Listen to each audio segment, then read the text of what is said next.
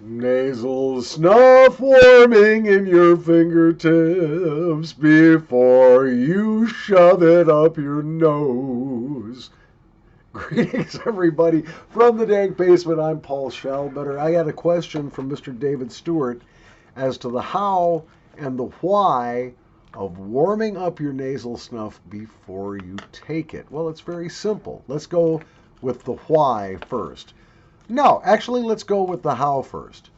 Here's a little of the Gluckaufprise. I'm saying it wrong, I'm sure. Gluckaufprise. Lucky pinch.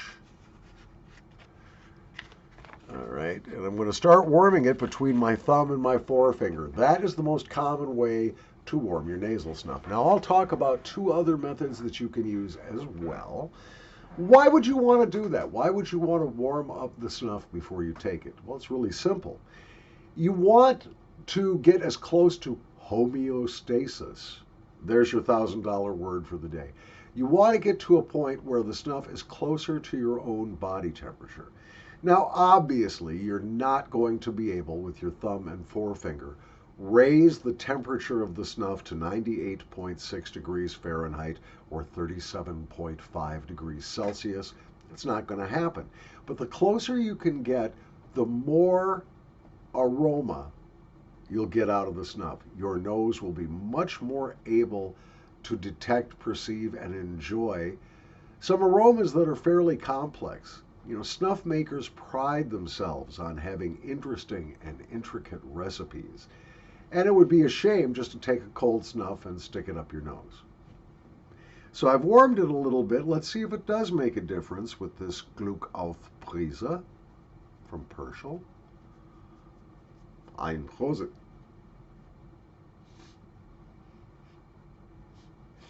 I really should learn German, but I won't.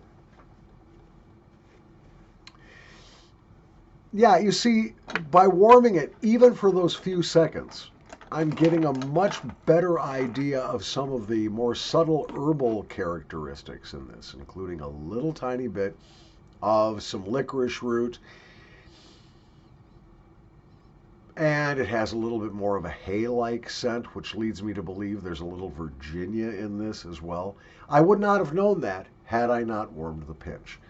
Now, there are a couple of other things you can do to warm up your snuff before you sniff it. If you are a pipe smoker, smoke your pipe for a few minutes. That bowl will start to get warm. You just tip the bowl on its side very carefully. Put a little bit of nasal snuff right on top of the side of the bowl, right here. Let it warm for a few minutes, and while covering the opening to the bowl, you want to do that so you don't sniff smoke. Cover the bowl and take your pinch like so. Now that's very easy.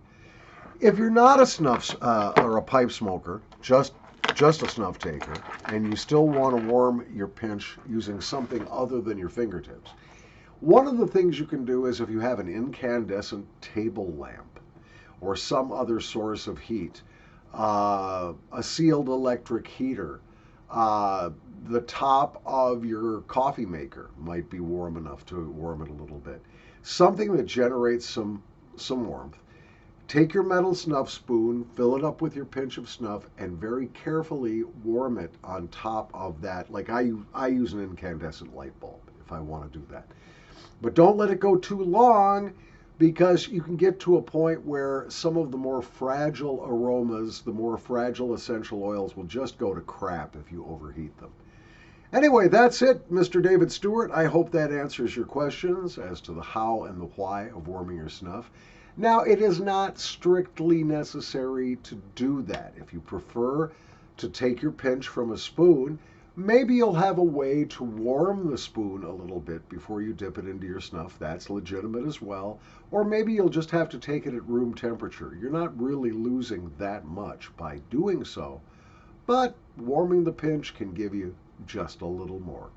From the Dank Basement, I'm Paul. Thank you for watching.